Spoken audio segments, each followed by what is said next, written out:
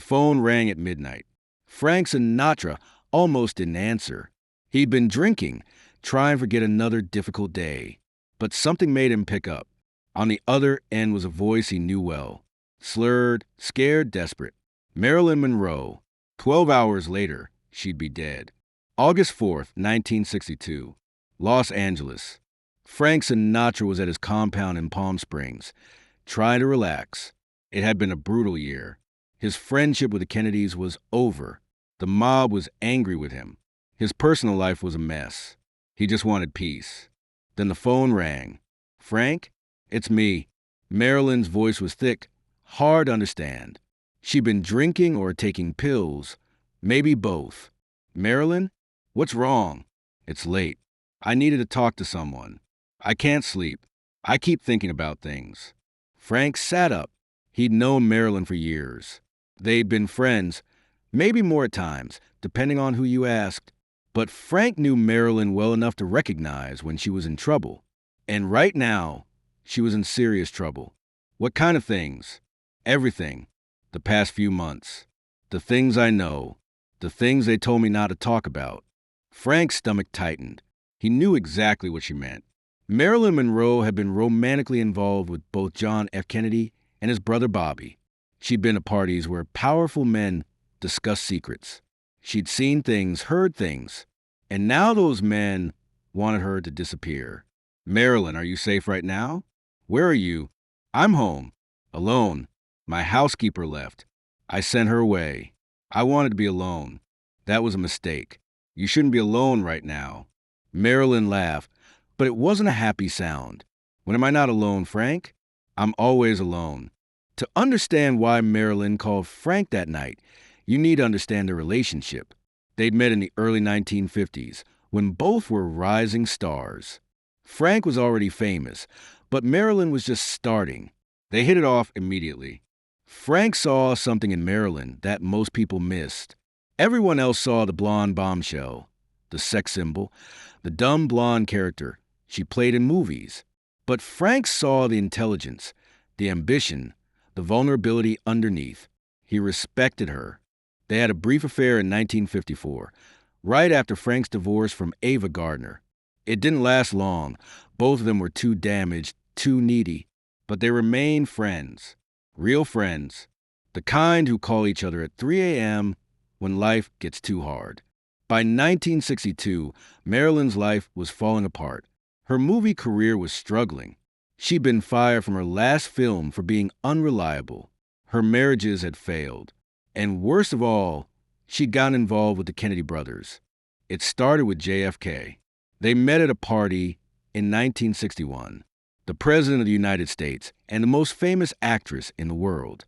It was inevitable they'd be drawn to each other. They had a brief affair. Marilyn thought it meant something. JFK thought it was fun. When JFK got bored, he passed Marilyn to his brother Bobby. The Attorney General continued the relationship.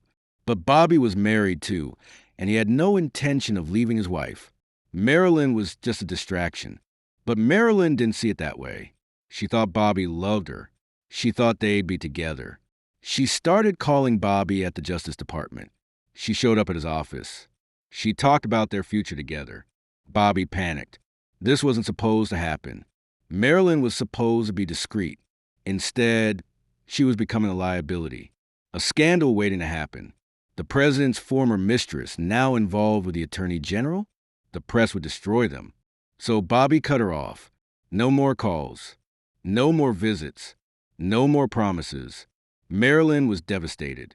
She'd been used and discarded by the two most powerful men in America. That's when things got dangerous. Because Marilyn knew things. She'd been at parties where JFK and Bobby discussed classified information. She'd heard conversations about Cuba, about the mob, about secrets that could bring down the administration. And Marilyn, hurt and angry, started talking. Not to the press. Not yet. But to friends. To her therapist. To people who might listen. Word got back to the Kennedys. This was a problem. Frank Sinatra knew all of this. He'd been the one who introduced Marilyn to the Kennedy circle. It was at Frank's house in Palm Springs where Marilyn first met JFK. Frank felt guilty about that now. On the phone, Marilyn kept talking. Her words were jumbled, hard to follow, but Frank understood the fear underneath. They want me to disappear, Frank, not literally, but they want me to shut up, go away, stop existing. Who wants that? You know who? The people in Washington. The people who used to call me all the time and now won't take my calls. Marilyn, you need to be careful what you say, even on the phone. Why? Are they listening? Marilyn laughed again, that hollow sound. Let them listen. I don't care anymore. What are they going to do? Kill me? Frank felt a chill. Don't say things like that. Why not? It's true, isn't it? I know too much. I'm a problem. Problems get solved. You're not a problem.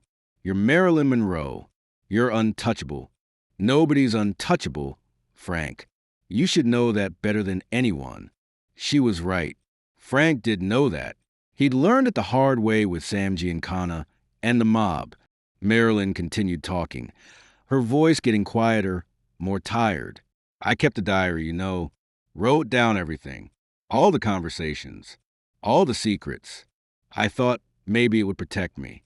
If they knew I had evidence, they'd leave me alone. Frank's blood ran cold. Marilyn, tell me you didn't. I did. It's all written down. Everything Bobby told me about Cuba, about the mob connections, about the plans. All of it. Where is this diary? Safe. Hidden. But people know it exists. That's the point. Marilyn, that doesn't make you safe. That makes you more dangerous to them. There was silence on the other end. Then Marilyn spoke, and for the first time, Frank heard real fear in her voice. What should I do, Frank? Frank thought carefully. He knew how these things worked. Marilyn had put herself in an impossible position. The diary made her a threat. But destroying it wouldn't help now. The damage was done. You need to leave Los Angeles. Tonight, go somewhere quiet. Don't tell anyone where you're going.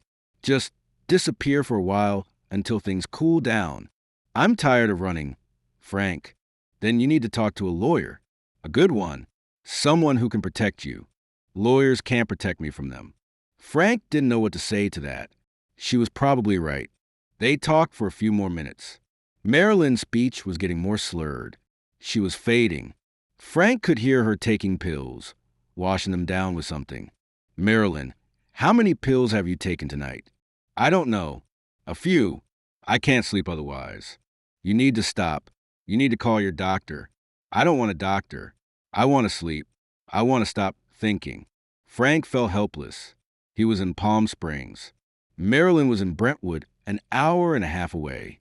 He thought about driving there, but something stopped him. Maybe he was tired. Maybe he thought Marilyn would be fine. Maybe he just didn't want to get more involved. He'd regret that decision for the rest of his life. Listen, Marilyn, I need you to promise me something. Promise me you'll call your housekeeper back. Don't stay alone tonight. Okay, Frank, I promise. And promise me you'll see someone tomorrow. A lawyer, a therapist, someone you trust. I promise. Thank you for listening, Frank. You're one of the few people who actually cares. Of course I care. You're going to be okay, Marilyn. This will pass. It always does. Maybe, or maybe this is how it ends. Don't talk like that. I'm just being realistic. But thank you, Frank, for everything, for being kind. Call me tomorrow, okay? Let me know you're all right. I will. Good night, Frank. Good night, Marilyn. The line went dead. Frank sat there holding the phone for a long time. Something felt wrong. He almost called her back. Almost got in his car and drove to Brentwood. Almost did something. But he didn't. He poured another drink and went to bed. It was the last time he'd ever speak to Marilyn Monroe. The next morning, August 5th, 1962, Frank was woken by a phone call. It was a friend from Los Angeles. Frank, have you heard? Heard what? Marilyn Monroe is dead. They found her this morning in her bedroom. Overdose. Frank dropped the phone. He couldn't breathe. This wasn't happening. He'd just talked to her. She was fine. She promised to call him today. He picked up the phone again. What happened? They're saying suicide. Pills. She'd been depressed. Everyone knew that. But Frank knew it wasn't that simple. Marilyn had been scared. She'd talked about people wanting her to disappear, and now she was gone. Frank called everyone he could think of, trying to get details, trying to understand. The official story came together quickly, too quickly. Marilyn had taken an overdose of barbiturates. She'd been found by her housekeeper. The police ruled it a probable suicide. But there were problems with the story. The timeline didn't make sense. Marilyn's body was found in a position that suggested she'd been moved. The pill bottles were arranged too neatly. There were no drinking glasses in the bedroom, but Marilyn would have needed water to swallow that many pills. And then there was the diary, the one Marilyn had told Frank about, the one with all the secrets. It was gone, vanished, along with other personal documents. Frank wanted to tell someone what Marilyn had said to him, but who could he tell? The police? They'd already made up their minds. The FBI? They were probably the ones who wanted Marilyn silenced. The press? That would just make him a target too. So Frank stayed quiet. He went to Marilyn's funeral on August 8th. It was small, just a few dozen people. None of the Kennedys attended. Neither did most of Marilyn's Hollywood friends. They were too afraid of the association. Frank stood in the back, wearing dark glasses, trying not to cry. He kept thinking about that phone call, about Marilyn's voice, about how scared she'd sounded, about how he'd promised her everything would be okay. After the funeral, reporters tried to talk to Frank. He refused to comment. What could he say? That Marilyn had called him hours before her death? That she'd talked about being in danger? That she'd kept a diary of government secrets? He'd be dead within a week. The official investigation concluded quickly. Probable suicide. Case closed. But alternative theories started immediately. Conspiracy theorists suggested Marilyn had been murdered. Some blamed the Kennedys. Some blamed the mob. Some blamed the CIA. Frank heard all the theories.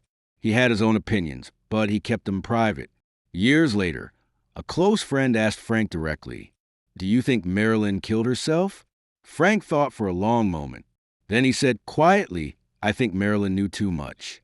And people who know too much don't usually die of natural causes. Did someone kill her?" Frank shrugged. "I don't know. Maybe.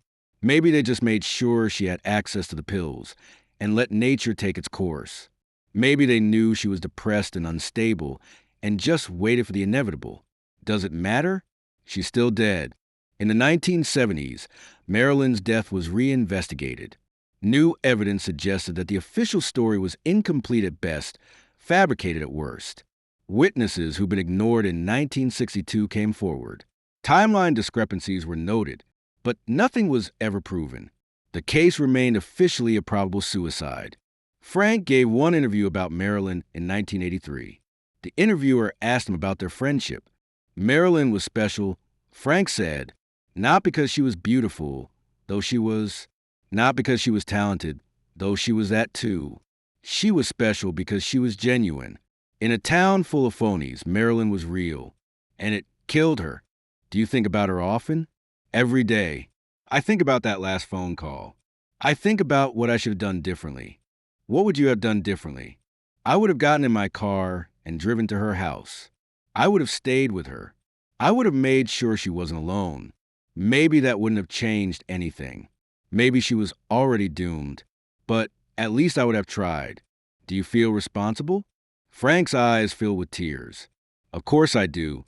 She called me for help, and I went to bed instead. How am I supposed to live with that? The interviewer moved on other questions, but Frank's mind stayed with Marilyn. For the rest of the interview, he seemed distant, distracted, remembering. Frank Sinatra died in 1998. Among his personal effects was a photograph of Marilyn Monroe.